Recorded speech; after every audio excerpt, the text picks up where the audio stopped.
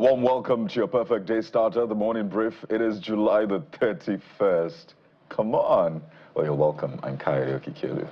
What a July it's been. As it wraps up, we welcome you once again to your perfect morning starter on Channels Television. Welcome. I am Bukola Koka.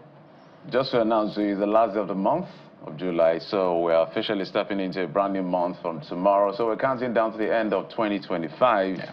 I try to remind people all of that. But welcome. Thank you for joining us as always. I'm Jeffrey, who's on.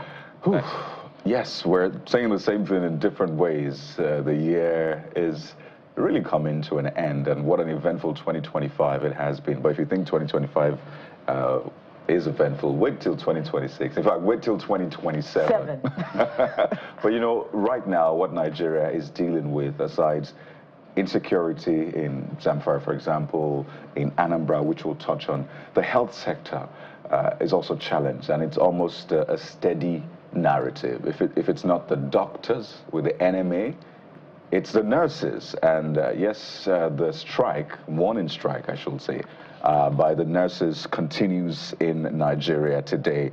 The National Association of Nigerian Nurses and Midwives demanding better welfare, improved working conditions, and institutional reforms.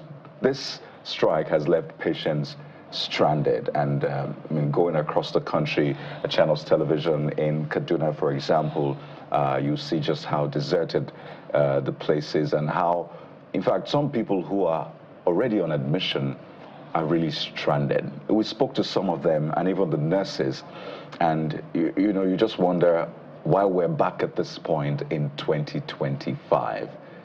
This is not a good place to be. I know the Ministry of Health has waded in and is appealing, but these people say, well, give us what is due us. It's not too much to ask for. But let's take a listen to the nurses and the patients, then we'll further break this down for you. Chairman of the association explains the rationale for their action. We find ourselves where we are today, and the reason is because of our demands that the federal government, since they have not yet implemented, we try our cool best to make a dialogue with them, but all these things prove abortive. When medical workers embark on strike, patients are the ones who bear the brunt.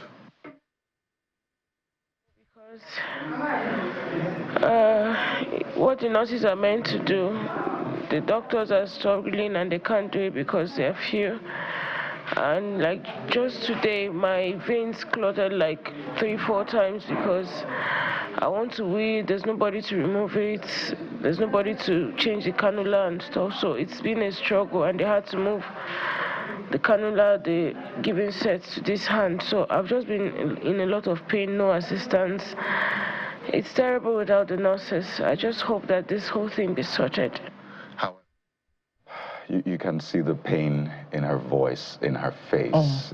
This is not fair at all. The Minister of Labor and Employment, Mohammed Dingyadi, has been speaking and appealing, and it's more than appeals we need right now, guys, because there are patients who are on admission. There are people waiting to be admitted, because your health cannot wait most times. Indeed, and we wonder why things always have to be left until the last minute, until unions come out crying foul about issues having to do with their welfare before we hear about government intervention. Because, you know, it's a given that prior to this time, there must have been talks with, you know, the leadership of the National Association of Nurses and Midwives and relevant government agencies before it got to this point. But it appears as if it's become a tradition for things to always be left to the last minute before action would be taken. And, you know, we could just look at the numbers. We could look at the real challenge in the health sector. I had cause, you know, to visit one of the state-owned institutions in recent times, and I could see from just a one-off close-range visit, the pressure that healthcare workers have to go through day in, day out.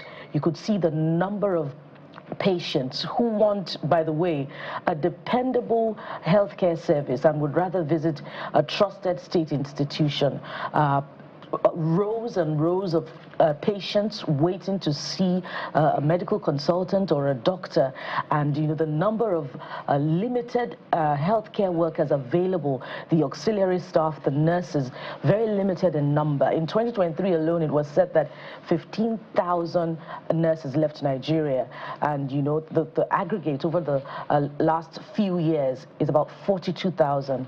So you imagine the pressure that state-owned institutions and even federal government institutions have to face day in, day out.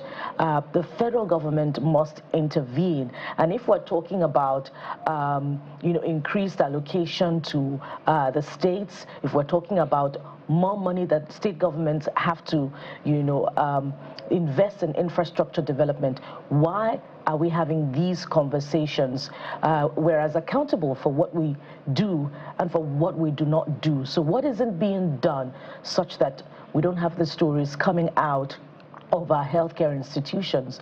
Just weeks ago, we were talking about a strike that had gone on for weeks in the education sector in the Federal Capital Territory. And we're back here talking about the same things. Jeffrey. It's I have family members who are nurses, so this is firsthand. But just so that we tell you exactly what they are demanding for. They are demanding for upward review of shift allowance, uniform allowance adjustment, the separate salary structure for nurses, increased core duty allowance, mass employment of nurses, and the establishment of a nursing department in the Federal Ministry of Health, among others. I had to read it out to show that there's nothing extraordinary, there's nothing too much they're asking for. And as you guys have said, why do we always wait for things to fester? So this is a call on Professor Ali Pate and the Ministry of Labor and Productivity. The administration, I think, has sort of managed the issue of strike. Somehow, it's not been as rampant as it is. Looks like we're back to the trenches yet again. We're losing all of that yet again. So it's a question for me of prioritization. Prioritization, I'm going to use that word a lot. Healthcare is as important as life itself. Now, they've demonstrated the fact that with all the degrees of the doctors and the big doctors, the consultants, without these nurses, how far? There's this much you can do. So if the government is serious about healthcare, this should not continue by tomorrow. Call them, aggressively address these issues so that, for instance, that lady at the hospital will not have to suffer the things she's suffering. This is not a good time to go to the hospital at all because of this kind of situation. So we've reeled out what they are demanding for, and I don't think they're asking for too much. Whatever cannot be done immediately can always be negotiated further. But some, it just literally fiat, and it's done. We got the girls $100,000 the other day. So that means things can be done as quickly as possible. Okay, we have the next one, guys. Absolutely. They had given a 15-day warning, by the way. So this didn't just happen. That's always shocking. They gave a 15-day ultimatum. I think it was July the 14th that they gave that ultimatum. So this didn't just happen. So the Ministry of Labor, the employers in this sense, must ensure that this is sorted once and for all. But let's even dive deeper into what we have for you on the program today. From health, we talk insecurity. Zamfara State has been in the news for very wrong reasons, people were kidnapped for months, ransom was paid, but over 30 of them were still killed, slaughtered by bandits. And this comes just amidst the time that the National Security Advisor was speaking about, terrorism reducing over the past 2 years. But there's still real issues that need to be dealt with. So we take you to Zamfara State to bring you a security report, what exactly is happening there on the program today. And of course, the issues around elections across local government areas, where we've been noticing some things that you may consider inconsistencies in subnational laws as against federal law and even the Constitution. So we'll be exploring that as well today on the program. Case study, last year in Lagos, Rivers election coming up on August the 30th. So we will be exploring the conversation around local government elections, local government, and local government. I had to say that 3 times for a reason. Guys. From there, we'll head to Ebonyi State, where there's a story coming through that 82 government workers were suspended over their failure to attend an important, quote, government function. So what was that government function that mandated the presence of about 82 government officials? Did it have to do with their areas of jurisdiction and core competencies? We'll be speaking with one of those suspended officials to provide clarity on this particular one, and of course, perhaps other matters from Ebonyi State. Oh, yes. So there you have it, from commissioners to aides to permanent secretaries. Well, it was a harvest of suspensions. So we'll talk about that and then governance in Ebonyi State as well. But what are the dailies saying this morning? That's where we're headed next. Stay with us.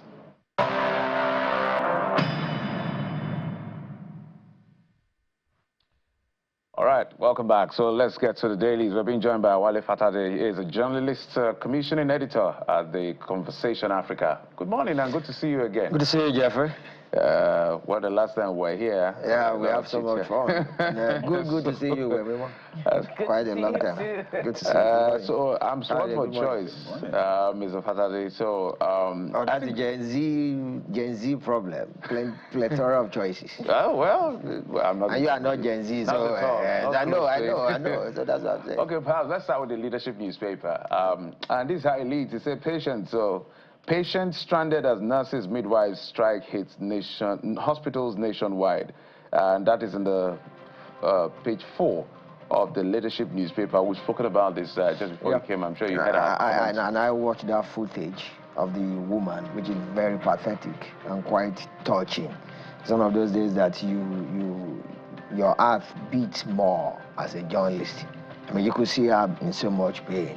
I really hope they said to that. And there's something we all forget, and this is with due respect to my family doctors. I mean, those who are doctors in my family, that nurses are the only ones that actually stay with patients 24 hours. Yeah. They are the only ones that provide all that that around-clock care. And so it's quite imperative for the government to listen to them. So you find out now that it's only private hospital nurses that will be working. And your conclusion was very shocking. That is a wrong time to be sick. Very wrong time. I remember 1997, there was a quote by Minister of Health in Zimbabwe then. He said death is optional in US, and there are alternatives to death in Europe, but in Africa it's inevitable. You know, just to add to that, I remember a preacher once said, make money so that when you're sick, your children can take you to where they can stop death. Yeah. It has I've never forgotten that quote. He said, in Africa, death is inevitable. And we are even talking of those who have access to health care. What about many of our people, millions of citizens who don't have access to health care, who walk miles before they get to the next primary health center? Now is a good time to revisit that, what I call it a law or mandates that government officials must also patronize local hospitals. Because once a government official goes to that hospital and there's no nurse, the government raises hell, they'll now realize that we need to do something. So, yes, I know it's a stretch, but it makes sense at times like this. From leadership newspaper, let's go over to Vanguard newspaper. And, well, the oil industry or the oil sector is also one that has been very controversial. You see, operating PH refinery ahead of full turnaround, ill-informed NNPCL. I'll take it again. Operating PH refinery ahead of full turnaround, ill-informed. Rules out sale of refineries. $18 billion spent on 3 refineries, turnaround maintenance, others so far. It's a page 5 read. Mr. Fatade, you smile.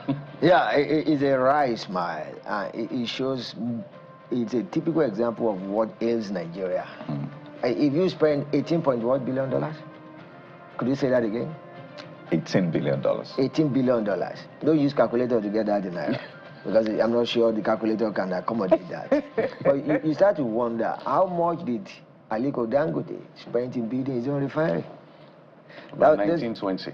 That's why refineries, these refineries we are talking about, were the ones the government of President Obasanjo, leaving in office in 2007, sold off, reversed by President Yaradua. Since then, what's the quantity of petrol or oil or other derivatives that those refineries are producing?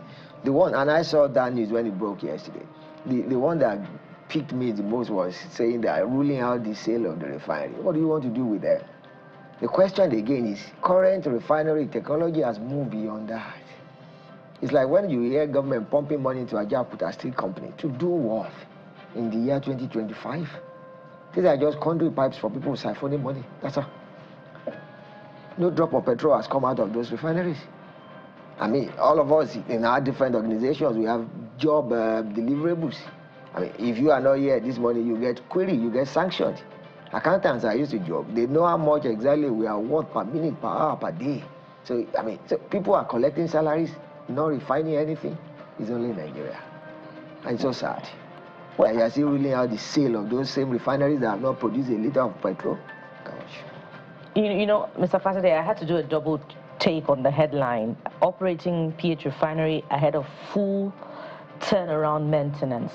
So, was the $2 billion... Is that query your understanding of English language? That what is the qualifier? They are full again. So they have been partial or not full. Partial turnaround maintenance when $2 billion was invested. I think these are the kind of things that engender corruption. That's the way to put it.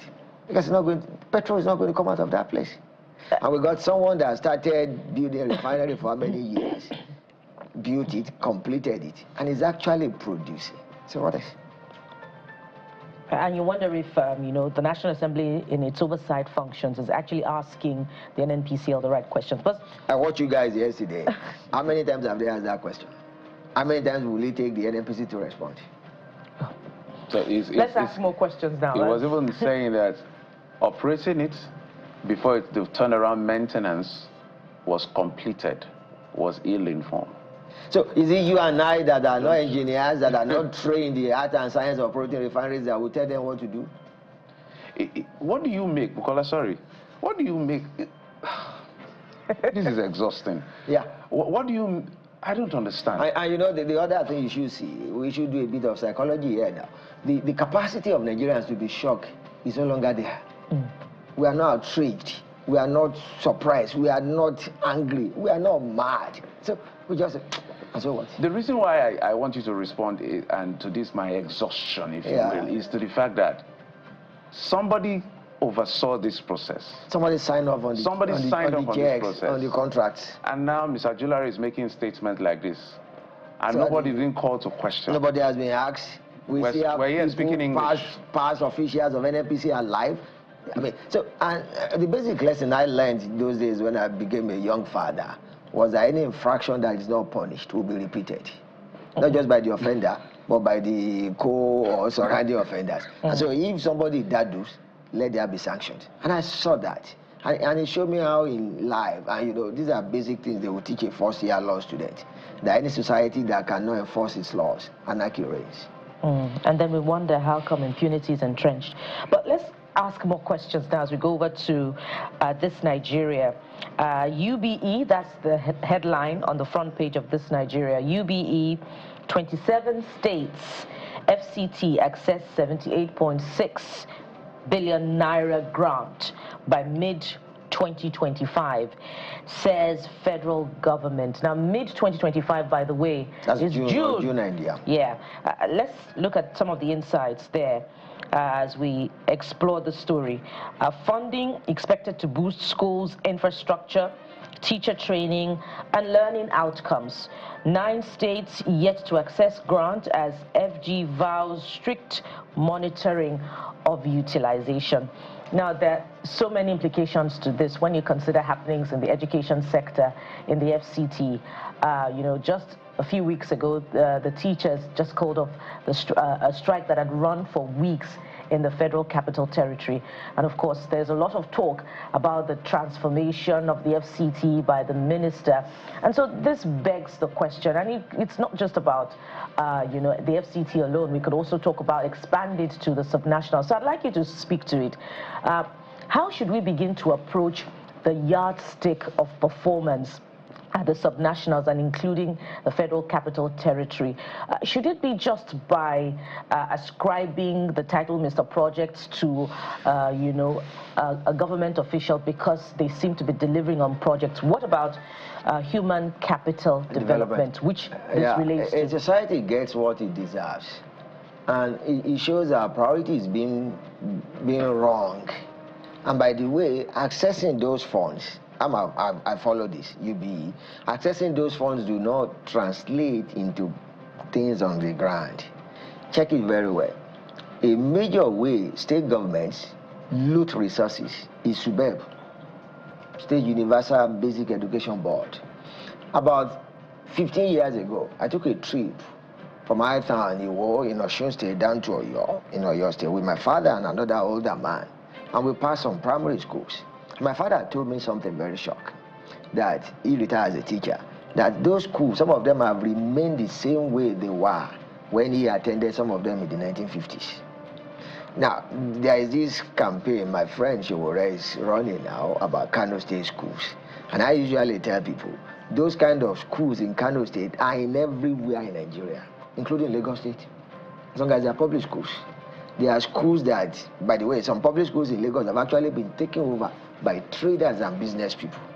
I know two in my estate where the people who do car wash, they are there. People who mold bricks, they are there. And of course, they are in cahoots with school teachers, sad to say, who will allow them to use those premises. So accessing these funds do not translate into that. That's number one. Number two, what kind of society ail roads and bridges as necessary as they are, and do not see anything wrong in dilapidated schools? Do not see anything wrong in ceilings of schools caving in. Do not see anything wrong in schools whereby students and teachers come in the morning and they meet people who have defecated on the ground. Do not see anything wrong in schools whereby students and teachers come in the morning, they have to sweep away fecal products of animals before they could study. Do not see anything wrong in schools that do not have power. Do not see anything wrong in schools that do not have electricity. Do not see anything wrong in schools that do not have furniture, where students lie on the floor to learn. And I mean, and these are the children we are throwing out to compete in the 21st century. It's shocking and sad. And we might ask why accessing these funds doesn't translate to development. It's a question of accountability. You know, the principle of UBEC is, or UBEC fund is this: you pay a counterpart funding before you can access this funding. Some states refuse to pay, because you have to pay. You know, some of these are World Bank loans or AFDB loans or UNDP or UNICEF that you just have to pay. That's one. Number two, who monitors these funds? Of course, there's project monitoring and evaluation unit in every organization, but who signs off on these ones? Well, Don't you have all the departments? At the end of the day, it is a reason why. Then why? Hold on, Jeffrey. Why do we now even have teachers not being paid going on strike? Because part of it is meant to pay their salaries. Part of it is actually meant to retrain teachers, to re-kit them, to retool them. How many schools, public now, in Nigeria, actually have modern magnetic boards that they are not using the blackboards I used in the 70s when I was in primary school? You know, it's quite sad. And I'm happy that literally all of the papers today are talking about issues. Yeah. Not how... Not just events. Not how APC and ADC are fighting. No, the big bat. We need to step back and actually set agenda that we are supposed to be doing. What you've just said now about who will check, this is where we should have independent assemblies, which perhaps are appendages of the governors in the literally all of the states of the federation. But if a party has a majority in a state, I tell you, all the members of the assembly, their names were written by the governor. Any party that has a majority in any state in Nigeria, all the names of the assembly members were written by the governor. These are things we know. Wow. Let's go to the Guardian newspaper. Interesting. Still talking about schools. Suspended school feeding initiative leaves 9 million pupils, 250,000 jobs stranded. And the Guardian always doing this fabulous work of breaking it down for us. But just a bit of a small rider. It said before its suspension in January 2024, the program had created about 34,000 direct jobs for cooks and other staff involved in the food preparation and distribution process. Indirectly, it supported the livelihoods of an estimated 80,000 farmers, 127,000 food vendors, and 100 aggregators across 30 states. You can see the value chain. A nephew of mine came home on holiday. He's gone back from Florida in US. And he was telling us, which I know, of how he eats twice in his high school in Jacksonville, Florida. I said, Uncle Wale, it's wonderful. I said, I know, it must be wonderful. I mean, as a graduate student in the US, I remember visiting my friends who have children in schools, giving me groceries to take back to my hostel because their children could not finish them.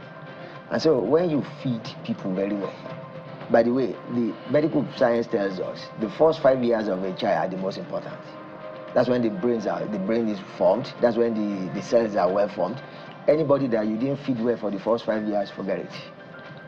But now, you now add more issues by not even feeding him or her well. And research has shown that when there is food, pupils come to school. They will come. Because why? So what you are giving them, most likely, they cannot even eat in their homes. So when they know that they will get this plate of jollof rice with beans or with eggs, they will come. These are the kind of things that we should spend money on. These are the kind of things that, in as much as it is wonderful, we appreciate Falcons, they've done very well. But just imagine 150 million, what they will do for feeding in a local government for school children, in primary school. Very good point there. You know, there's a lot of things still shrouded in secrecy because the previous school feeding program, which was under the Ministry of Humanitarian Affairs, Nigerian social, whatever, NSSP program. NSITF. NSI, no, Nigeria social, investment program. NSIP, rather. We know how many people are being tried now. Are they really being tried? Because it looks like everything has gone quiet. And I know that I think the federal government said it was going to relaunch the school feeding program a few months ago, but the point is that there's still monies in the air. I mean, the former minister is it suspended now? Or yeah, suspended, and actually put in, she's under trial. Her predecessor is being probed, but nothing has come out of it. Is she really under trial? Has she been taken to court? I think so. The she has been taken to court. Is it wait, we need to be sure which of the ministers. Which of the she? So there was Better Edu. No, not that Better Edu. I'm talking of the IGR for that. Okay, that's her predecessor. Better Edu was suspended. I'm talking of the predecessor. And no probe, no sort of investigation. No sack, no. In fact, and you know, this is something for us as journalists now.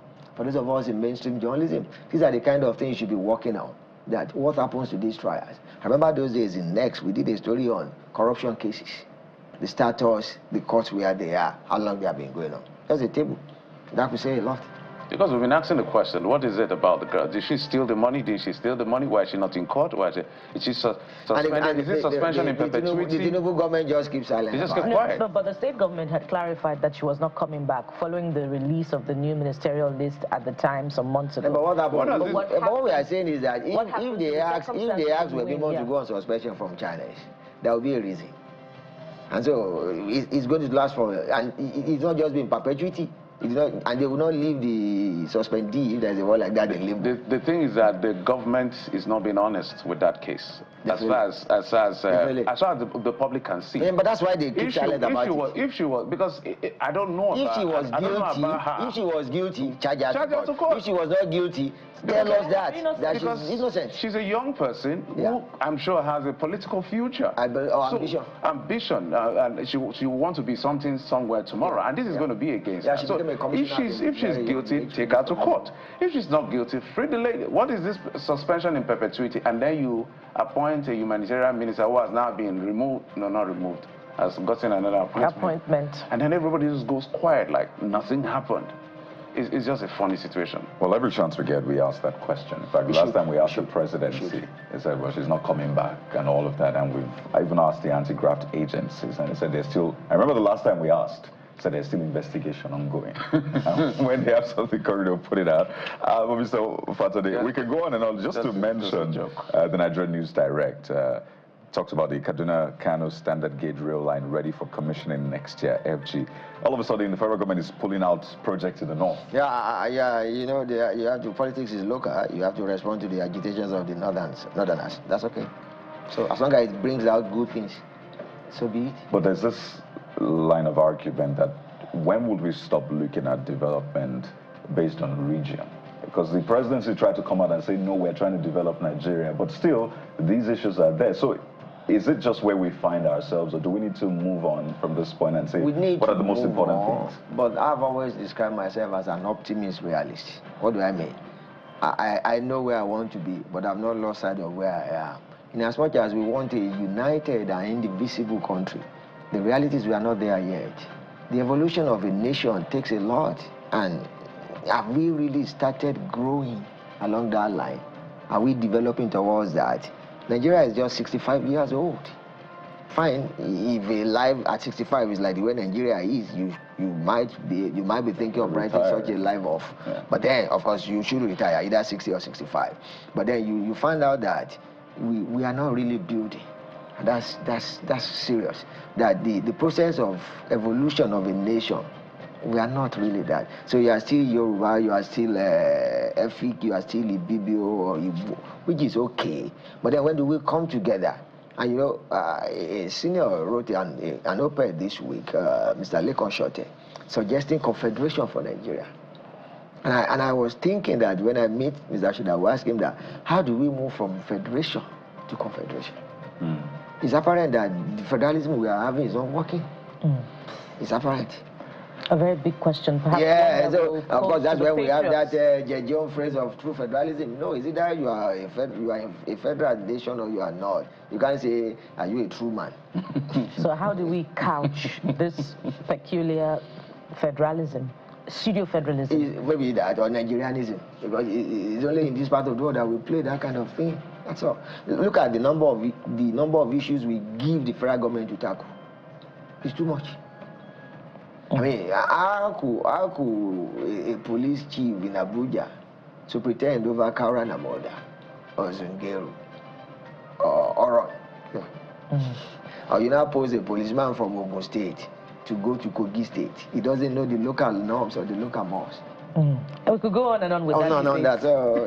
Well, let's take a very quick look at Leadership newspaper this morning. We did already. So we want to do a second look at it. We're totally out of time. Zamfara, always a pleasure to have you on the program as always. And it just, but I want to say, I hardly say this, but today, as I looked at the dailies, I want to thank all of the journalists that are doing their work. Yeah, everybody sat on issues today. I've just been looking through the many papers we have. I quote. Beyond all of the grandstanding and all the unnecessary conversation that takes us nowhere.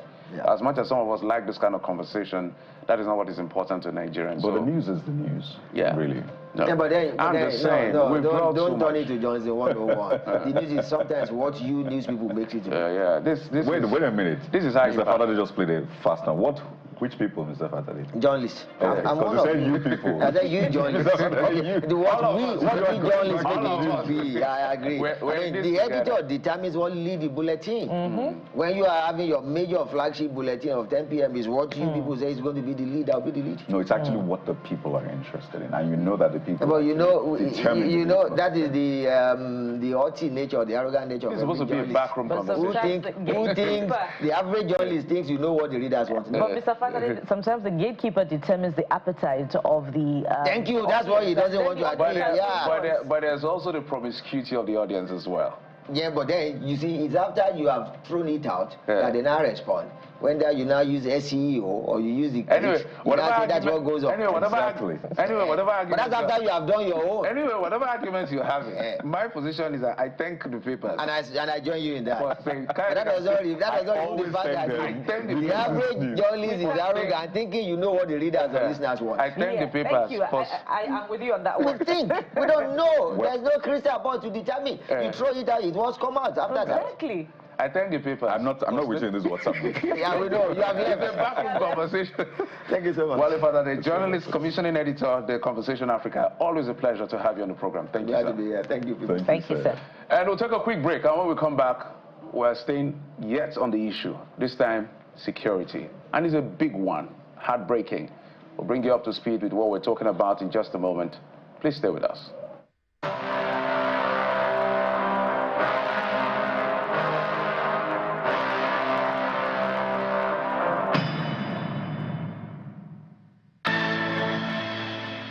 talk about security in Zamfara state. The state really is in mourning, particularly Banda, where residents who had been kidnapped for months now were killed in spite of a ransom which was raised by the community to pay to the bandits. The government just recently talked about banditry, terrorism reducing over the past 2 years.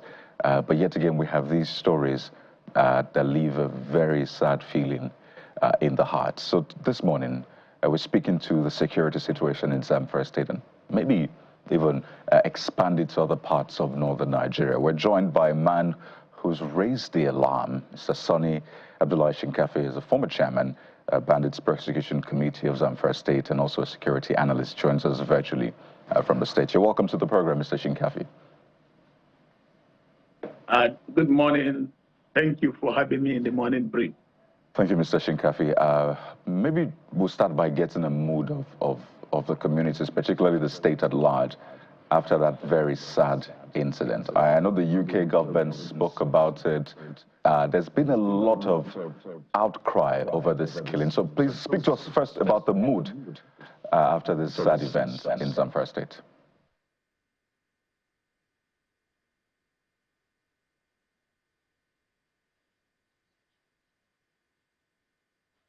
Hope you can hear me. All right, we'll try to sort out that connection bit, but this is a conversation that needs to be highlighted. More importantly, needs to be dealt with. We were to be joined by the state representative, but that will happen as it's been rescheduled because of some other exigencies that came up. But nonetheless, we'll speak with Mr. Shinkafi because he's been part of this in terms of security, the bandit prosecution committee in the previous government, so he knows a lot about the security situation in Zamfara State. So, Mr. Shinkafi, I hope we have you back now. Yeah, thank you for having me once again in the program. There is a kidnapping incident that took place for over 5 months ago in February in Banda community of Lauren Namoda local government in Zamfara State. 53 innocent people were kidnapped by heartless, wicked, and ungodly kidnapping groups. And they were taken to their hideout. And each and every one of the people who were kidnapped, the bandit imposed 1 million naira ransom per head. And the first 18 people were able to pay 18 million naira. Then after some period of time, and the other people who are in captivity, that is the 35 people who are in captivity, the community people sold some of their farmland and get some support from well-wishers to take the ransom to the bandit hideout just few kilometers after Sakajiki military camp. So on the arrival of the negotiator to deliver the ransom, the bandit hideout, the army camp in the Sakajiki stopped them and asked them, why are you going with these bags? They say, we're taking a ransom of 35 million to the bandit hideout where our people were in captivity for 5 months. So the army say, we're helpless and our hands are tied. We cannot escort you or we cannot go and rescue those in captivity. But all what we can do is to snap the pictures of this money, video you, then you can go and deliver the money. They say, can't you help us to go and rescue our relations? They say no, unless they get an order from the above. So from the military camp to the armed bandit hideout, is not up to 23 kilometers.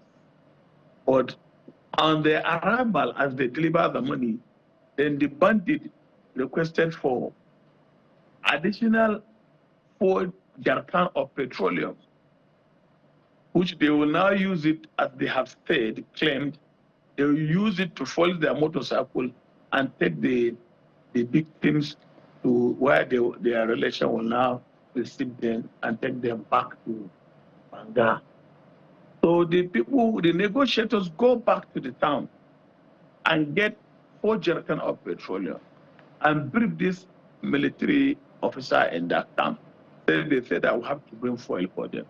They brought the foil, and the same military officer snapped their picture, video them, and said, okay, you should go and deliver the petrol to the bandit camp.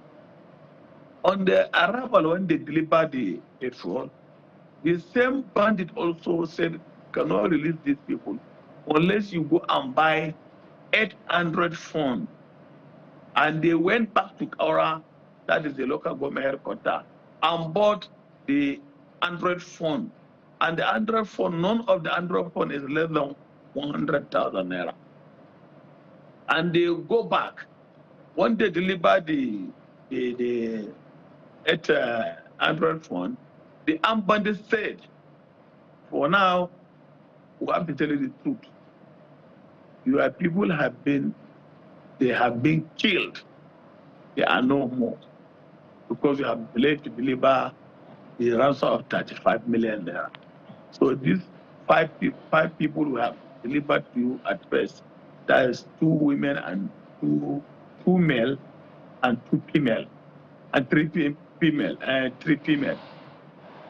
One of the women who delivered in the camp, wickedly, one of the armed bandits smashed the baby head on the stone, and his skull busted, and he died instantly. Then the mother of the baby also, the breastfeeding mother also, instantly she had a cardiac arrest and died after 30 minutes when they killed her baby. She was in captivity. 3 of them, they were in captivity. 3 women delivered in the camp. One of the baby was smashed to death, and the mother had a heart attack and died instantly. So this to show you the failure or the weakness of some Nigerian institutions, especially the security apparatus. It is unfair for the military officer to start videoing, snapping pictures without making any action to rescue these victims of kidnap victims. So it is very unfortunate. There is a failure of government and the failure of security apparatus in terms of not using some technological approach to rescue these kidnapped victims, because they are very close to their camp. The proximity of the camp of the armed bandit and the camp of the military personnel is not up to 3 kilometers. That's what the negotiator was telling me. It's a reliable, I got the information from the reliable source. So these are the challenges.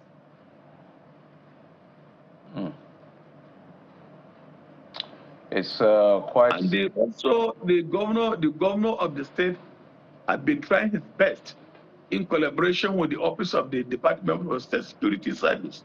He employed the services of access.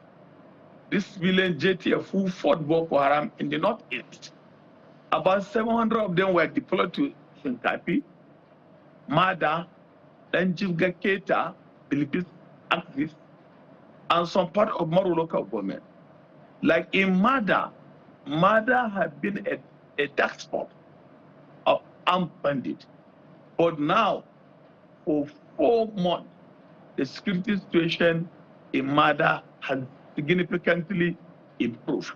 In Shinkapi local government, these personnel of civilian JTF were deployed in collaboration with the community protection guard to fight Tulish. As the as the fight continues, they were about to capture Turji. Many of his foot soldiers in their hideout were killed in hundreds.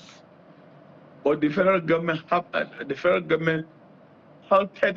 the fight and tell them to go back to Shinkabi and settle in Shinkabi, that they are going into peace dialogue with Bello Turji.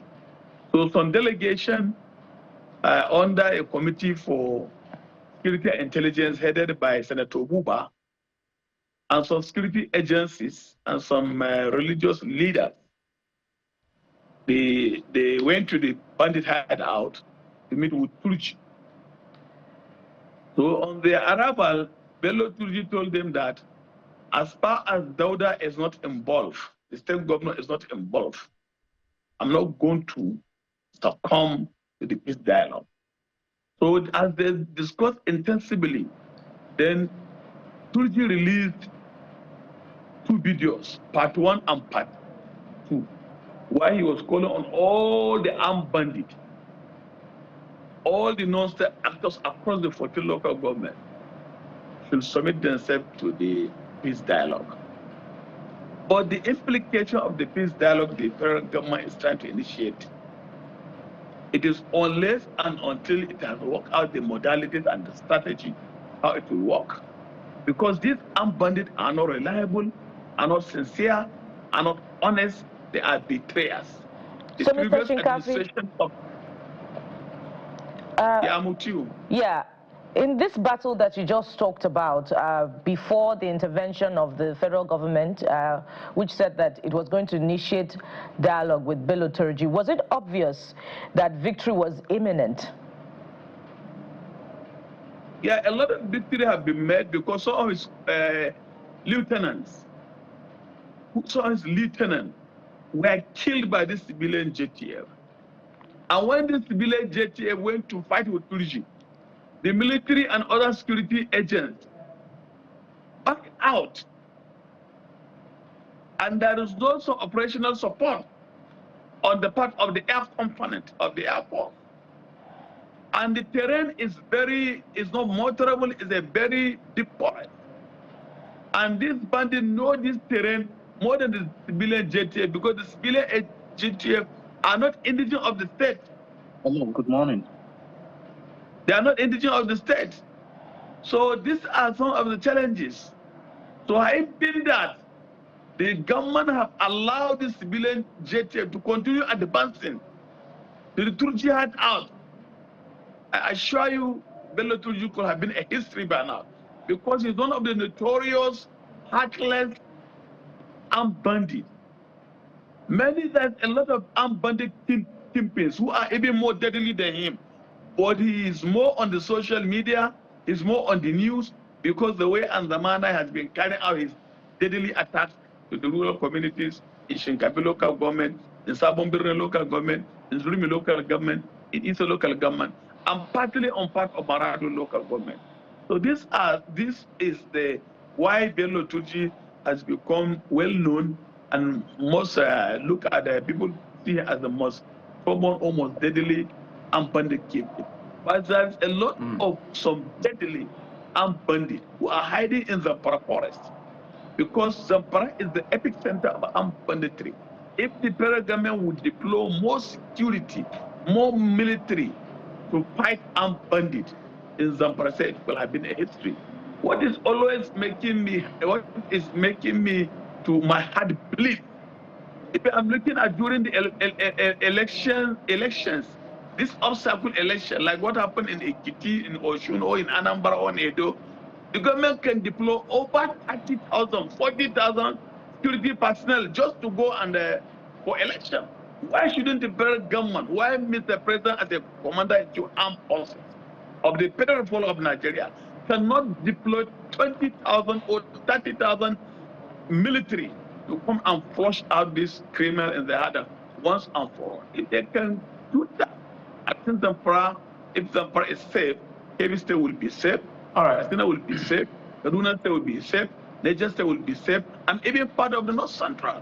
All right, so for you, if I may comment, sir, There are interplay of factors, but I'm just processing and thinking, what is the biggest driver, or what are the biggest drivers for what is playing out in Zamfara, which is perhaps one of the, perhaps the hottest bed, if you will, of all of this banditry that happens? I know there are interplay of factors. So you suggested more military boots or more boots on the ground, but will that really solve the problem? Do you think we've diagnosed the problem of Zamfara insecurity properly to be able to address it adequately and in a long-lasting way? Yeah, you see that. Are you with me? Please go ahead. We're listening to you. You see, there is some of the root factors that mitigated the escalation or widespread of armed banditry for more than a decade now. This armed banditry was inherited by the present administration of Dauda Lawal. And Bello Muhammad Matole, the immediate past governor, inherited armed banditry, cattle stealing, kidnapping for ransom from the past government of Abdulaziz Yari. So this armed banditry is not a new thing in Zamfara State. It has been in existence for over a decade now. So some of the root factors are unemployment, poverty, corruption, weak judicial apparatus, weak security apparatus, and also lack of technological use of technological advancement in the fight. And the security personnel are understaffed, underfunded, undermotivated, and under-equipped. So the only way this thing can be done is the government to find, and also climatic change. The only way this thing can happen, government should apply two methodology. That is kinetic and non-kinetic approach. But the non-kinetic approach should be like what happened in 2016 in the Northeast, where government have come out with an Operation Safe Corridor strategy. That is de-radicalization, rehabilitation, and also integration. So if the federal government can initiate this Operation Safe Corridor strategy on the issue of de-radicalization, then the government will disarm these armed bandits, took them into a center where they will be trained on vocational training and counseling on the use of excellent drugs. Then the rehabilitation, then they can also be trained on vocational training, on other entrepreneurship skills. Then on the issue of integration, that is where it has some little difficulty, because it will be very difficult for somebody. Let me give you an example. Somebody who has a Bello Turji who has killed many souls. If you now say you want to integrate him into the society and you take him back to Shinkapi or to their village, many people, when they see him on the street, they will kill him. They will even cut him to pieces. So that is the only way I'm questioning the issue of that integration. But the only way this thing can happen in Zamfara is for this armed bandit to be sincere, to be honest in surrendering and also bringing their arms to the government and embrace peace. Anything short of that, it will not solve the problem. And government should do everything humanly possible to fight poverty, unemployment, and corruption in the system. Because it is very unfortunate. You see a military man selling arms and ammunition and military kits to this bandit. You see a member of a civil defense, an officer of a civil defense was arrested carrying AK-48, AK-49, and other arms and ammunition to the bandit had out in Aja and Wandeka in Mada ADC, Area Development Council. You know, this issue is Pardon me, this issue is really multifaceted, and I mean, you've highlighted the key issues, talked about more security deployment, and now you're even speaking to connivance, possible connivance with some security operatives, as you referenced that one there. But you were talking about the state government in this, and you referred to something Bello Turji is said to have said, that it won't be involved in any peace process if Governor Dauda Lawal is not a part of it. I want you to speak to that. First, it looks like Bello Turji's location or hideout is not unknown, because if you said that the military was about 3 kilometers away from the one in Banga town or Karanamoda, maybe Bello Turji's location is also not unknown. But more importantly, how do you rate the state government's handling of banditry? Because it looks like you haven't rated the federal government well. How about the state government as well? Is the state government doing its own bit so we know who to turn to, federal and state? Yeah, can I come in? Yes, please. Yeah, you see, the Nigerian Constitution has specifically stipulated the role of Commander-in-Chief Armed Forces of the Federal Republic of Nigeria, who is the Mr. President of Nigeria. The Mr. President has a constitutional responsibility as a Commander-in-Chief Armed Forces to direct the deployment of this military forces or the security agents to fight this crime and criminality in all 36 states of the Federation, including FCT.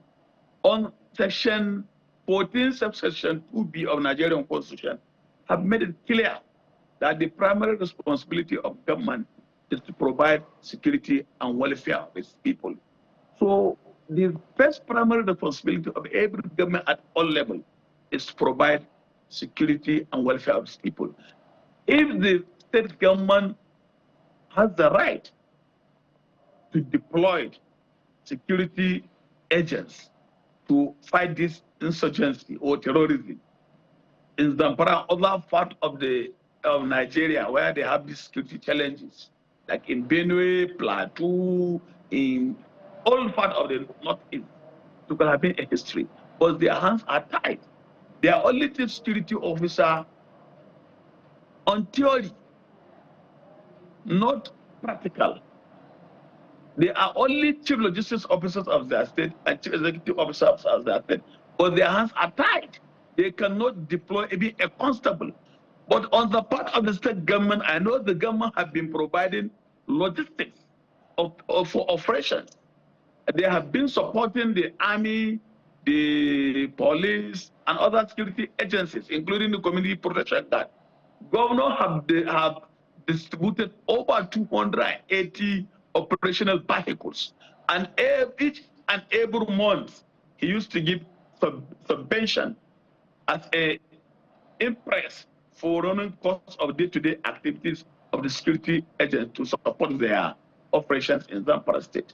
And he has bought motorcycles to community protection guard and bought some also operational vehicles. So this is the only what the governor can do at their own end. If any governor initiated a way of paying ransom to bandits on behalf of the captives, then it is setting a serious danger signal that the issue of insecurity will not end in any state in Nigeria. So some people have been blaming governors, or most especially here in Zamfara state, that why the governor is not paying ransom. If the governor starts paying ransom, the state cannot even pay salaries. And the payment of ransom is one of the contributing factors that is sustaining kidnapping for ransom, because they have gone far beyond cattle rustling. They have gone far beyond displacement of people. But they have gone to the beyond killing, brutal killing, massacre. All right. Pardon me, let me quickly get this one through. I'd like to explore this particular social challenge from another perspective. coming from the identity of these bandits, especially with the comments ascribed to the former governor of Borno State only days ago from our political program that the insurgency in that part of the country, Northeast, is contrived from foreign elements, you know, ascribing the challenge to sort of imported from the neighboring countries. But some of the bandit leaders that have been killed in recent times are predominantly Nigerians. So how do you, you know, diagnose this particular problem? Because I'm looking at the list of the names of bandit leaders that have been killed in recent times by the military, and they have Nigerian extraction. There's Kachala, there's Dogo Gudali, there's Dogo Rabe, there's Sububu, there's Rufai Maikaji, just to mention a few. There's Halilu Sububu. These are names of Nigerian extraction.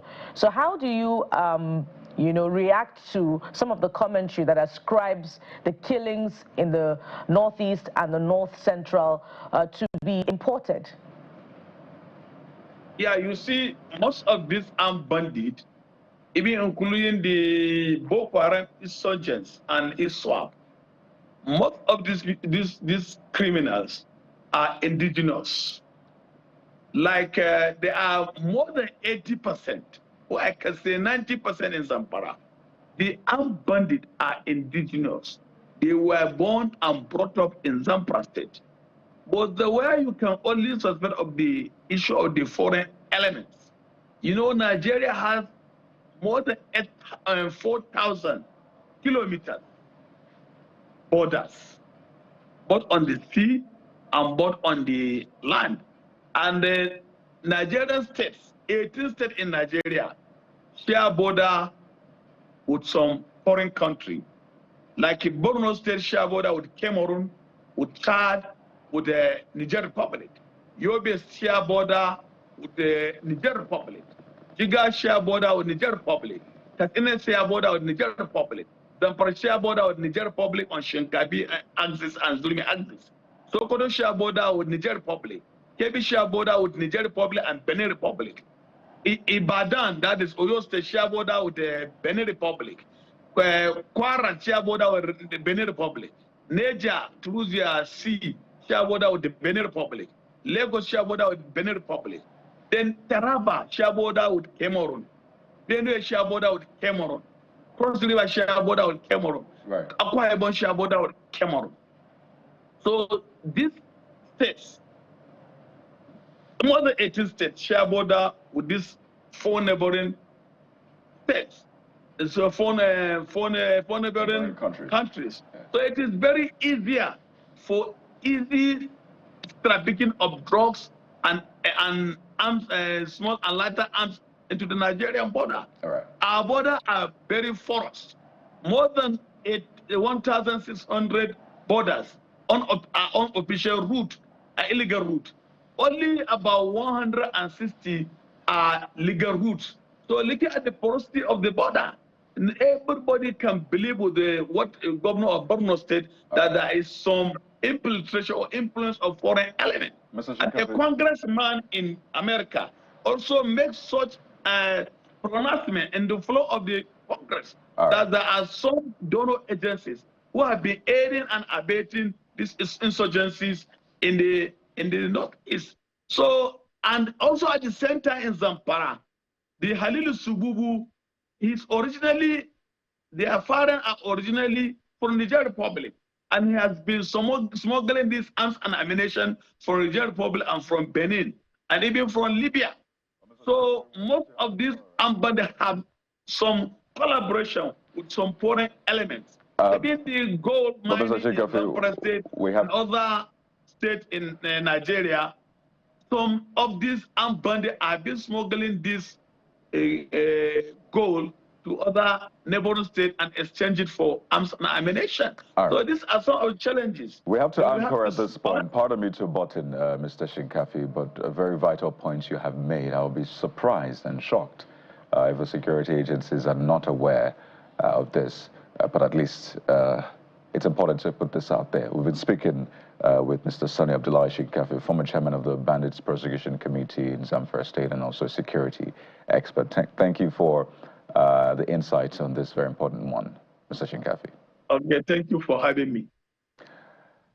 Well, it's still a very present challenge in security, particularly in those parts of our country. And while we keep our eyes on that, we'll take a moment now. When we return, INEC has been speaking about what it considers inconsistencies with states' electoral bodies. What exactly is at play here? Stay with us. Mr. Samson Itola joins us next.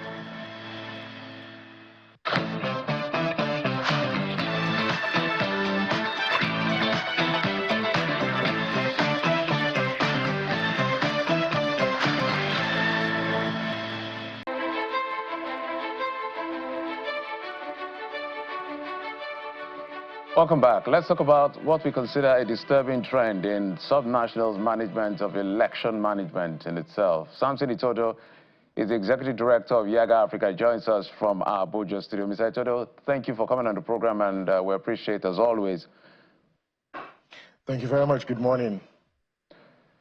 And let's begin with where do we even start from? Because we've been on this matter for a while. So, the INEC chairman, Professor Mahmoud Yakubu, has made some statements in the past. One of them I can remember was when he had raised concern about, he told the State Electoral Commission, in fact the governors by extension, saying, conduct elections, not coronation. But recently I understand he met with the CX of the state, and it kind of raised an alarm. Look, people believe that CX is an appendage of INEC. So whatever you do impacts on our image. And they're already dealing with the crisis of confidence in that sense.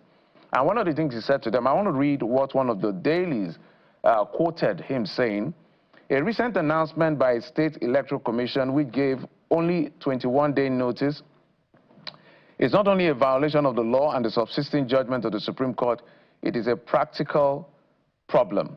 Within 21 days, how do you expect political parties to conduct primaries, nominate candidates, organize campaigns, and the Electoral Commission to conduct voter education, recruit, train ad hoc staff, manage logistics, and organize security for the elections? It is practically impossible to do these in 21 days. Perhaps, I don't know whether it was referring to the recent announcement by the recent Rivers State Electoral Commission. You understand what happened with the Lagos State election as well.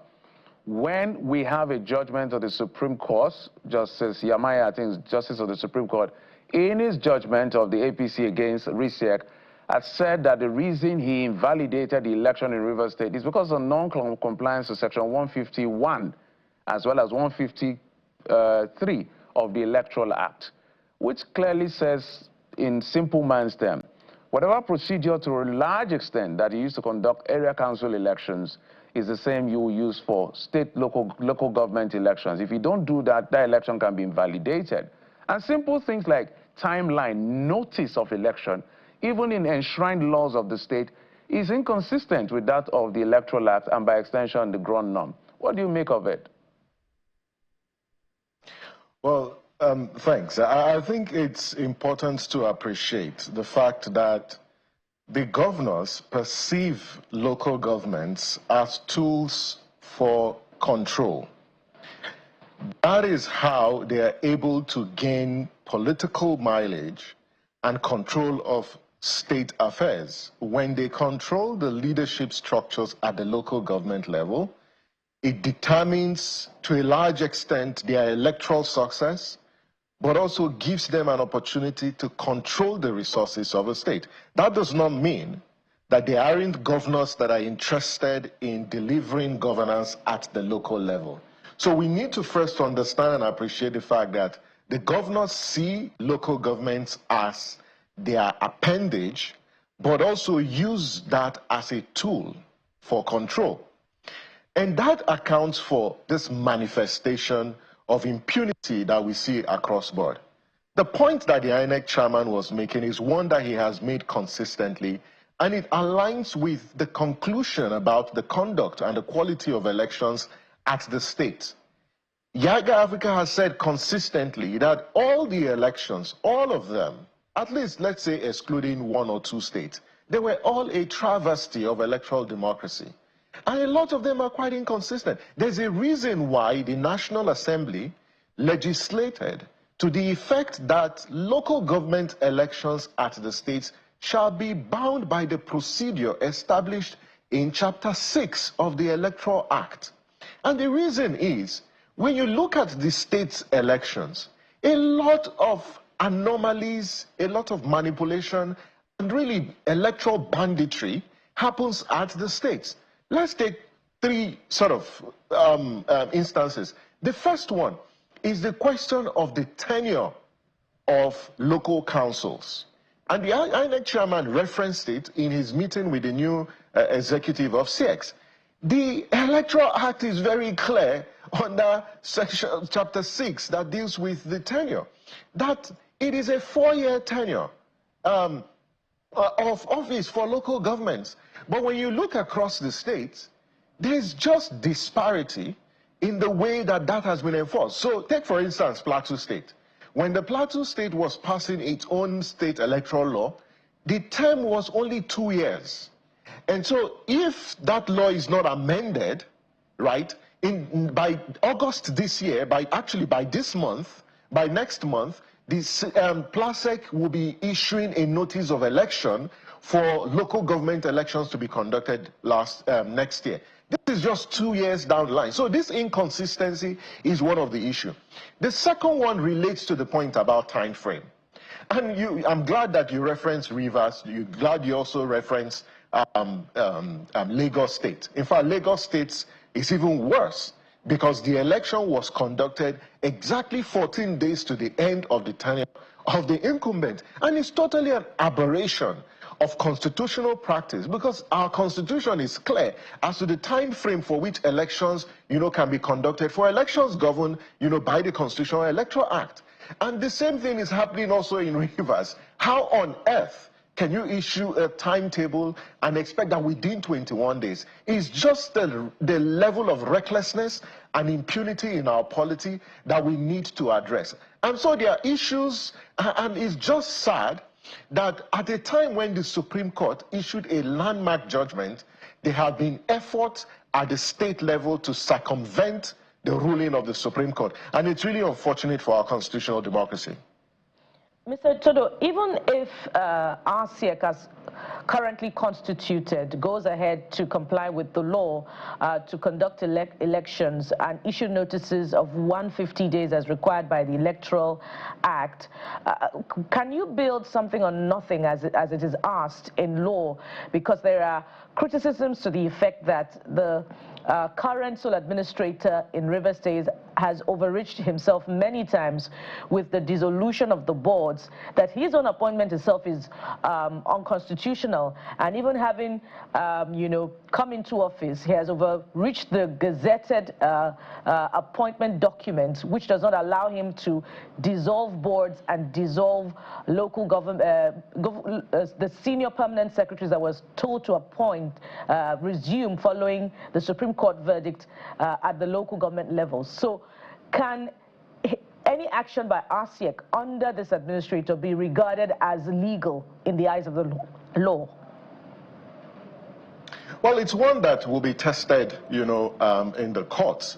And this is my principled position. That first, I totally agree with you that you cannot build something on nothing. And I blame the National Assembly, because they are the ones who confirmed those supposed nominees. And I think it's really unfortunate that the National Assembly was legislating and granting legislative consent and approval to an illegality. And it's really unfortunate, because you can't say you have a state of emergency. You have suspended the legislative body at the state saddled with the responsibility of making laws. You've jettisoned the state electoral law that provides the procedure, and then also the Constitution as well, and assume those powers. And I feel strongly that the National Assembly need to retrace its steps, that this act, and to be honest, yes, it will be contested in court, but I think it's really unfortunate, and it's totally antithetical to democratic practice that you have a sole administrator who is unelected, you know, appointing and so-called constituting, you know, a state electoral commission to conduct election. I don't think that this passes the test of legality or constitutionality, and I hope that this will be contested in court, because that way it helps reclaim, you know, this lost ground of democracy, democratic consolidation that has now become a permanent feature in our democracy. You made a statement earlier describing this as electoral banditry that goes on in states. And if that is the case, it means that the people are the ones being terrorized and held to ransom. So the question is, who's going to rescue the people from this banditry, this form of banditry that is going on? Because yes, we talk about insecurity and all of that, but this may be even worse. Who's going to rescue the people, Mr. Itodo? First, I think the people would have to rescue themselves. Because one, people don't show up in those elections. And when you don't show up in those elections, the minority have their way. And so people are now governed at the local governments by a very small and slim minority, which is not the whole concept of democracy and elections. Elections provide an opportunity for you as a citizen to assert your sovereignty. Yes, there might be concerns about lack of trust, but the way you fix that is not by staying away, because the more you stay away, and what citizens need to understand is that the ruling political elite prefer that you stay away so that they can have their way. And one way to prevent it is to show up. So I think that the responsibility first lies with citizens. Secondly, is that citizens need to take interest in what happens at the state level. It's important to look at the center, but listen, you have to focus on what happens at your state. How are you holding governors to account? How are you holding your legislators at the state, you know, to account? The second actor that can liberate, you know, citizens is the democratic institutions that we have. And in this case, is the National Assembly. And now we have an ongoing constitution review process. What kinds of reforms are required? Because state electoral commissions are a creation of the Constitution. If you're going to strengthen their independence, whether operational or financial independence, it's got to be via constitutional review.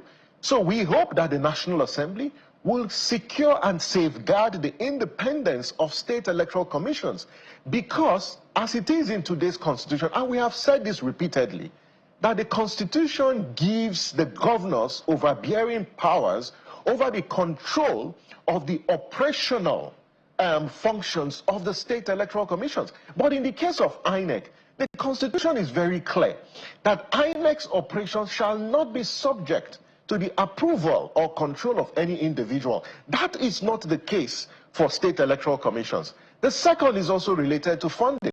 That we are not funding state electoral commissions, that governors sit in government houses and appropriate resources for state electoral commissions.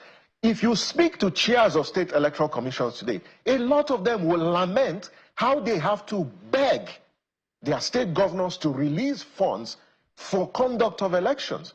So these are some of the things that we need to fix, you know, if we're going to liberate, you know, the state electoral commissions from the stronghold of the governors. Mr. Toda, I want you to also, I'm happy you're a lawyer, so maybe you can help with this as well.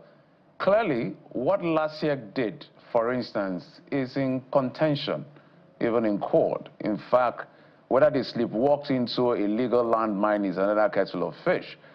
Because I remember the concerns raised by EIA, enough is enough, raising the concern about the timeline, about 150 days and 30 days before the expiration of the tenure of the incumbent, because they were conducting election in violation of that particular provision of the Electoral Act.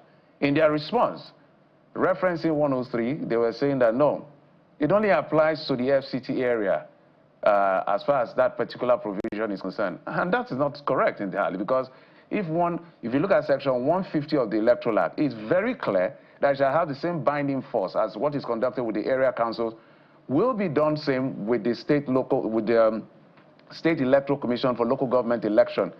And that if, for any reason, you choose to go the other way, that election can be invalidated in section 153 of the Electoral Act that I've cited. Now, I have learned that the party that instituted a suit against LASIEC went to court, filed the suit, but the judge has fixed the case for March 2026.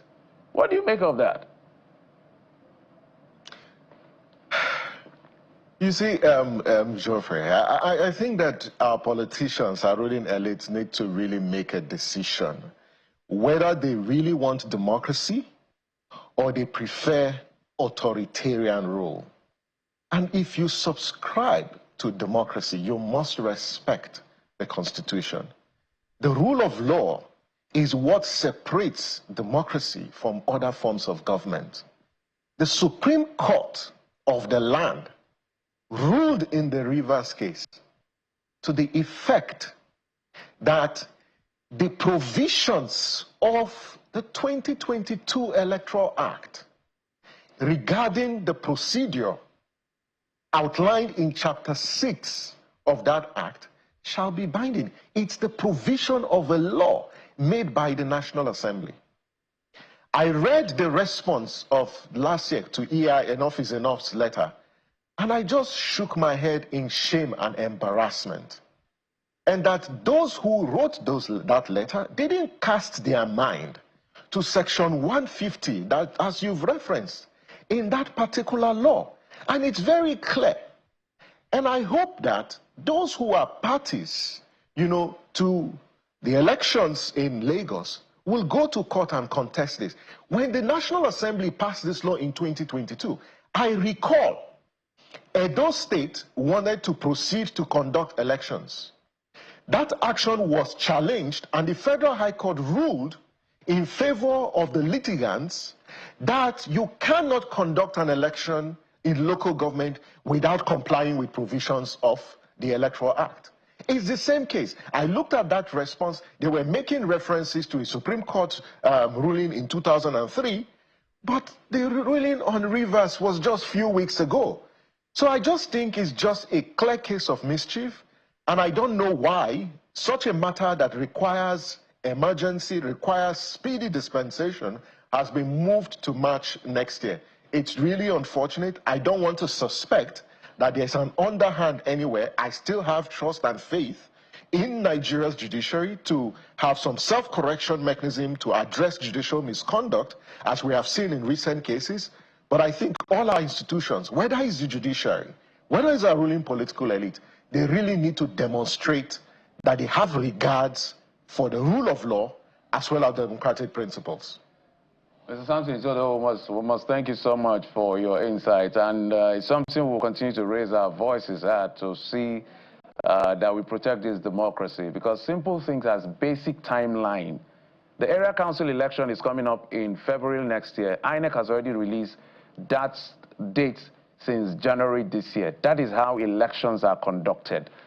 But now instead, subnationals, they do 90 days or even do worse. Now it has gone as low as 21 days.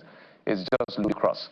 But we must thank you for your insight as always. We'll keep it in the front burner and make sure that we sanitize the system. Thank you. Samson Itodo, Executive Director, Yaga Africa.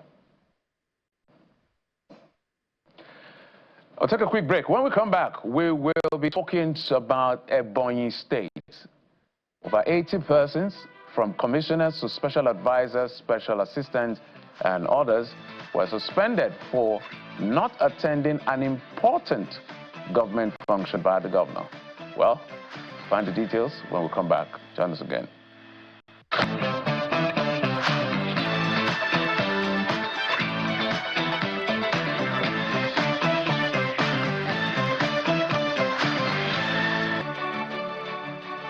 And so 82 government officials in Ebonyi State are currently on a working suspension following their failure to attend what government describes as an important government function. So let's explore the story amid other important matters, within the Ebonyi space. And joining us is the Commissioner for Commerce and Industry, Mr.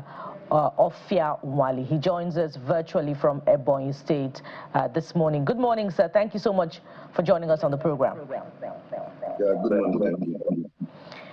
First of all, let's understand the nature of this important function that you and your colleagues failed to attend, and if there were any, prior notices, a circular to, all government officials concerned that indeed this was an important function that you all needed to attend.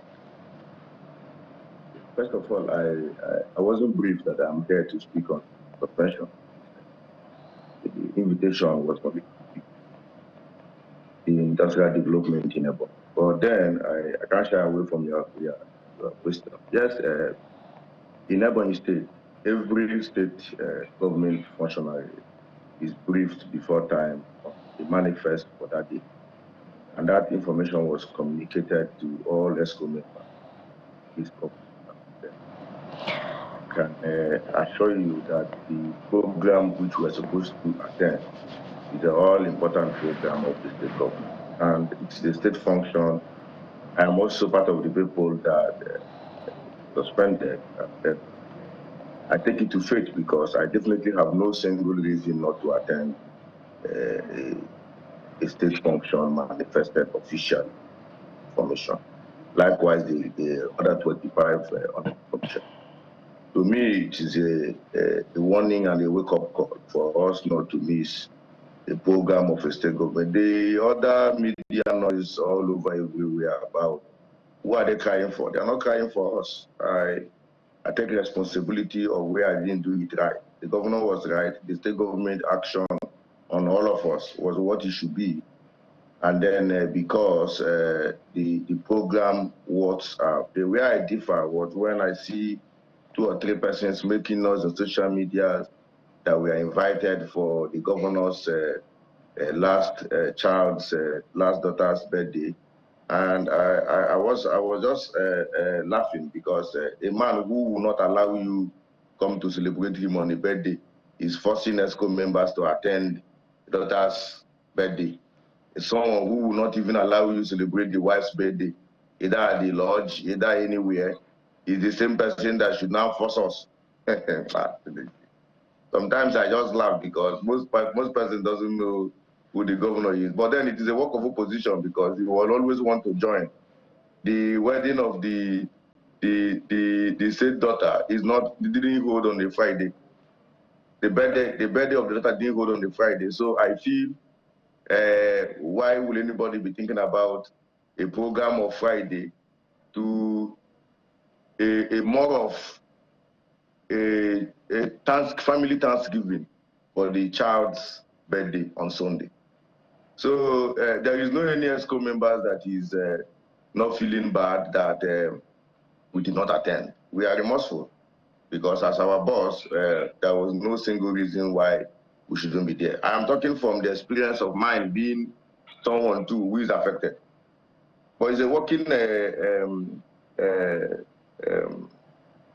it's a working suspension, and I think this is a warning.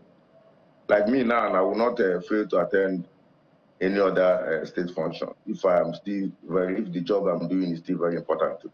Thank you very much. Right, so this is not about a birthday. Is it the burial? Was it a burial ceremony that is in question now? Before we then talk about the industrial development in Ebonyi State, which is very important as well. Just to be clear on that part. So? I said, so if this is not about the birthday, was this about the burial? This have nothing to do with the birthday. The birthday is a Sunday Thanksgiving for the child that God gave life to this moment. It has nothing to do with the birthday. I didn't attend the birthday. I was not invited to a birthday. There was no formal ceremony. So it's really about the funeral. That can give you video or picture where birthdays were celebrated. All right, so it's so it's about the funeral, right, and not the birthday. Yes. Okay. It is a state function. All right. For Friday. If you are in Ebonyi State government, we will now show you the manifest for Friday. If you communicate the SA State Affairs, Chief Udude will show you the manifest for Friday.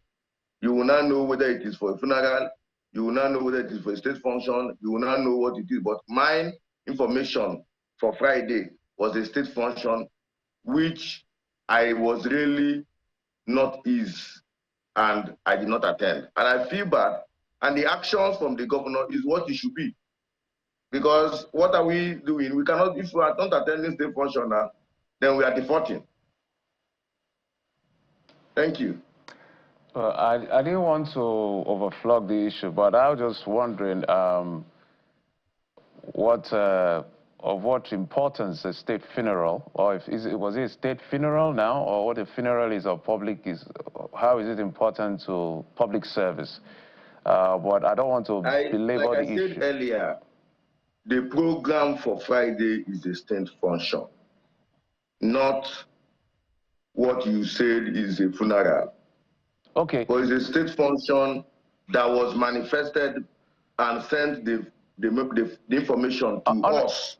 Honorable Commissioner, I don't want to, as you said, I don't want to, just a moment, sir. I don't want to belabor the issue because you said the other issues. We also want to talk about industrials, but just as a one-liner, what was the event that you guys or the officials did not attend that necessitated a suspension? That's just what I'm asking. That's it.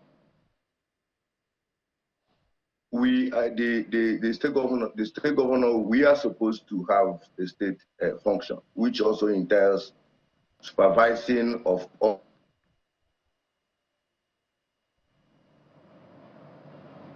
Oh dear. Anyway, we hope we can get him back because there's a lot of development conversation and governance issues we want to discuss with the Honorable Commissioner besides this issue of suspension. But we just needed a bit of clarity because there are so many things that have been flying in the news for clarity. Honorable Commissioner, maybe when you land on your thoughts on the response to my question on what was the event itself, let's talk about the work you're doing in your ministry. You say what? Yes, we currently, yesterday I visited the site for, we are rebuilding, restructuring, and then revitalizing Ebonyi building material industry in Ijango. And then the said industry has been moribund for over 15, 20 years. And then we intend to, when we are done, I think by the grace of God, we are also installing machines currently. And before the 30th of August, we should be able to have that place in a way that we can be producing building materials like vibrated interlocking, like vibrated blocks, electric poles, to be able to electrify rural development that is already ongoing in Ebonyi. And then roofing ties, the different colors of roofing ties, and then HDF, MDF boards, because currently major works of building are going into the normal painting to MDF boarding, HDF boarding. So we are bringing in the machine from China and then install it here to be able to produce the MDF, the HDF. We have fluted panels in various colors and quality. And then we also have aluminum zinc and ties that's cut across the different sizes of ties that are using for building. And then we currently, the video I sent yesterday was already have a machine that we've purchased and we're installing it. And that machine is aimed at giving Ebonyi the different size of woods, the roofing woods. We bring it from the bigger particles from different forests and then sew it there to different sizes for people to have access. So what we're doing there is a home for a rebuilders. Everything that one needs from a building material will be found in Ebonyi building material itself. Then for Industrial City project is going to be a legacy project of the Ebonyi State government. The aim of the Industrial City is to find a way, train Ebonyans, bring them out of street, train them and empower them. and the aim is to transform the state into an industrial and economic hub. And then the project is designed to host manufacturing hubs, technology parks, logistics center, and export facilities, with plans for a well-planned infrastructural, including constant power supply. That's the main issue that Ebonyi is having about industry. When people go to social media to say, why are we not building industry? Ebonyi is the only state, may I inform you that Ebonyi is the only state in the south, east, south, that does not have energy. And currently, the state governor said, if that is what I'm going to achieve for this first tranche of this year, and he have already released funds for us to have energy that will be enough, that will be stepped down in industrial city Jango, one will be stepped down in industrial cluster Uburu. We will have at the Ebonyi pipe industry, which is already functional and productive. We will now have at Ebonyi building material. So when we have power, we have water treatment plant there, then waste management and broadband internet to be able to have the facilities top-notch for industrial activities that will be ongoing there. For a start, we are building 600 shops. All right. 600 shops is 10 building is housing 60 shops. And that 10 building that is housing 60 shops, we will have 600 shops for the 10 units that we're doing. We also build the warehouses. The warehouses is for us to have those that we're going to train and then have, because it is not building the structure that is the problem. It is costly for us to equip the place to more than building the structure. But currently there are structures ongoing there, which work is ongoing. If I'm not here for this program, I would have been also in Industrial City, because we are there every day to be sure that the 3-4 months that the governor gave us, we did not we meet up to the time range. Then we also have hostels. The hostels is to house the people that we are going to be trained. Okay. And when we train them, we will train them to the skills they know and empower them. We'll have to bring you back to explore this conversation, because there are so many other levels to it. How this industrial city will empower Ebonyi people who are mostly into agriculture and maybe some other mining activities. But we must thank you very much for your time on this one. We've been talking with Mr. Oguzo Kanu Ofianwale, the Commissioner for Commerce and Industry in Ebonyi State. Thank you so much for your time. Thank you.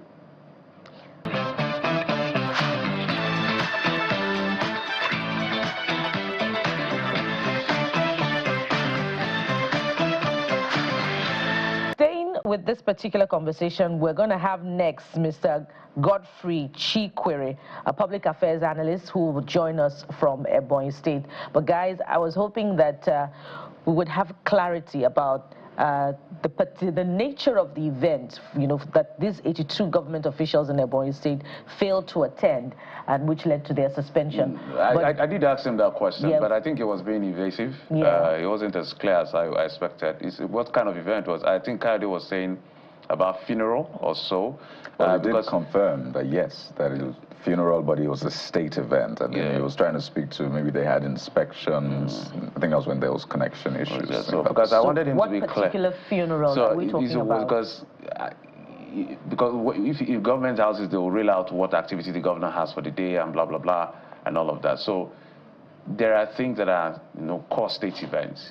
So that's why I was asking: was it a state funeral, or it was just a funeral that the governor needed to attend? Because there are two different things altogether. It's a different kettle of fish.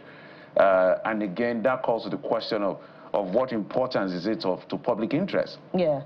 That required him. So that's why I'm saying for me, the Honorable Commissioner. From the post by the Honorable Commissioner, it's just because we didn't have time.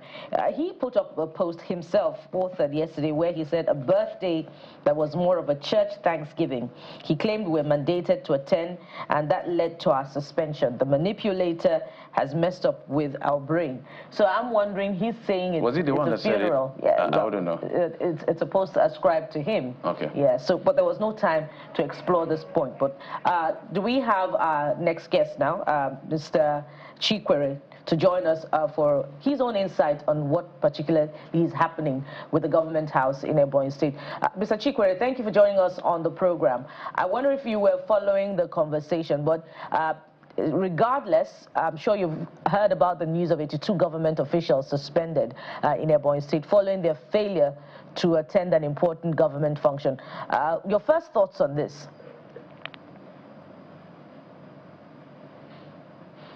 Mr. Chikwere. Mr. Chikwere, good morning. Thank you for joining us. Yes, thank you. Yes, we can hear you.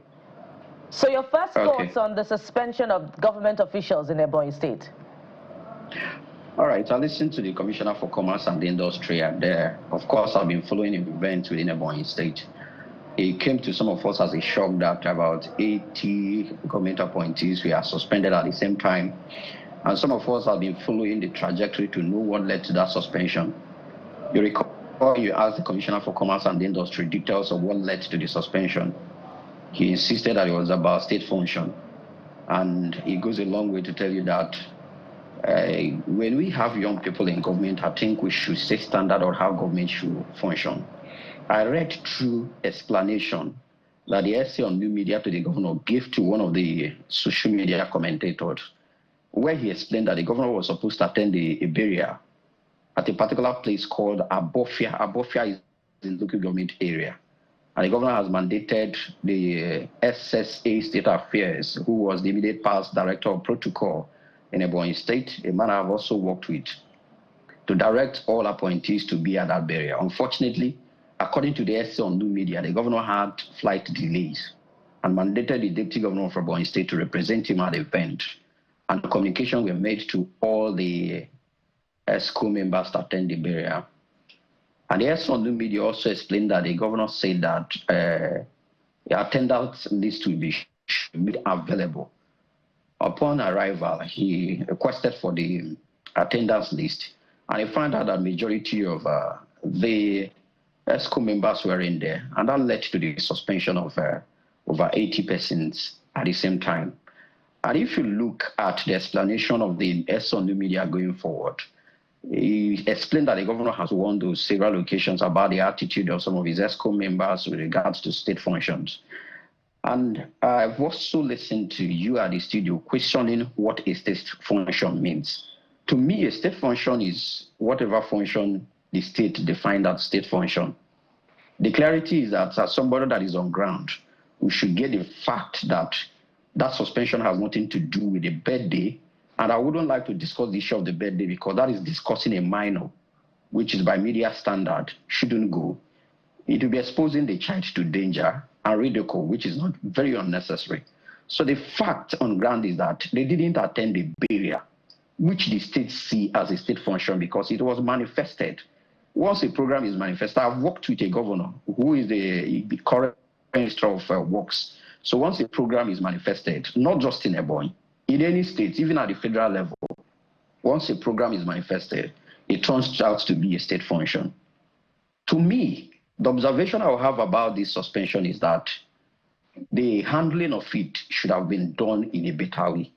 I think upon citing the absence of greater number of appointees, the title His Excellency means that the person is sometimes unknowing. I was expecting that the governor should have summoned emergency ESCO meeting, give a discrete directive within the ESCO. Maybe telling the accountant general to stop their salary while work is ongoing since it's termed working suspension, instead of this unnecessary controversy that's impeding on the image of the state or the character the goodwill of people of Ebonyi State represents. I'll give you an example. On one occasion, I was attending with a friend of mine who's a National Assembly member in Ebonyi. On our way to the place, I was telling him that I am sure that the governor is still at the event, but you have seen some of the officials leaving the place. All right. We got there, Mr. and the governor was still making his remark. Yes. It's an important conversation by all means, but we must anchor at this point. There's so many follow-ups, but we must thank you very much for your time on the program. We've been talking with a public affairs analyst from Ebonyi State, Mr. Chikwere, who has joined us on this particular one. Thank you so much for your time. Thank you very much. Thank you. Appreciate it. A state function is whatever a state government defines as a state function. But let's go to Anambra State, where something also very concerning is happening as far as security is concerned. Let's take a listen to this and then we'll be back. Well, as you said, this popular businessman, young man, Ifesedachi Onyekere, who a lot of people online and offline know as Fish Magnet, has been killed despite what we hear was payment of ransom after he was kidnapped. And this is really sad. He was abducted from his residence in Awka South local government area of Anambra State in a late night attack. In fact, we understand that he was shot and then taken away. Ransom is said to have been paid, but still we understand that this young man was killed. It's a very sad one coming from Anambra State. Our hearts go to his family, and justice must be done for Fish Magnet and others. We hope something is done as quickly. He was on a campaign to make sure fish is available to everyone at a cheap very affordable. Because I've seen his videos, and when I saw the quantity of fish he was selling for the amount he was selling, I like, because that's a catfish or so. And it's putting food on the tables of so many heartbreaking. I don't know who would want to who took the life of this young man, but we hope there can be closure to this. But that's it on the program. Thank you for your time and company. I'm Jeffrey Usama. Bye-bye. And of course, we'll be back again tomorrow. Thank you so much for being our company today. I am Bukola Koka. I'm Kayode Okikelu. Sunrise Daily is next. Goodbye.